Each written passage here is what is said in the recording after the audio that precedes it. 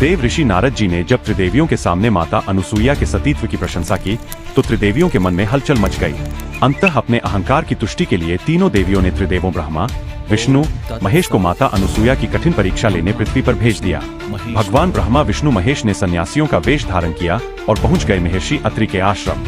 उस समय महर्षि आश्रम में नहीं थे, माता अनुसुईया अकेली थीं।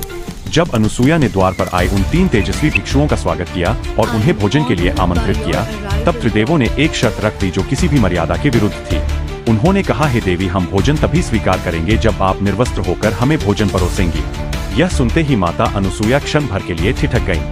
वे समझ गईं कि ये कोई साधारण भिक्षु नहीं है, बल्कि उनकी मर्यादा की परीक्षा लेने आए कोई मायावी पुरुष है।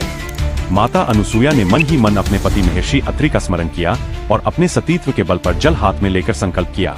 उन्होंने कहा, यदि मेरा पतिव्रत धर्म सत्य है तो ये तीनों अतिथि नन्हे बालक बन जाए।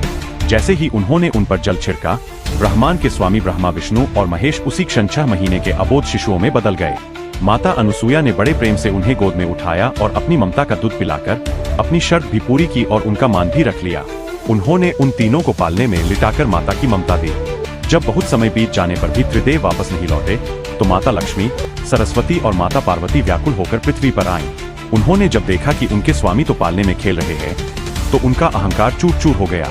उन्होंने माता अनुसुईया के चरणों में गिरकर क्षमा मांगी। माता अनुसुईया की ममता और शक्ति से प्रसन्न होकर त्रिदेवों ने अपने वास्तविक रूप में आकर उन्हें वरदान दिया। तीनों देवों के अंश से माता अनुसुईया की कोख से भगवान दत्तात्रेय का जन्म हुआ, जो एक साथ ब्रह्मा, विष्णु और महेश के स्वरूप माने जाते हैं। आगे देखें माता अनुसुईया के सतीत्व का वो चमत्कार जब उन्होंने अपने सतीत्व के बल पर एक मृत्यु प्राप्त मनुष्य को जीवन दान दिया।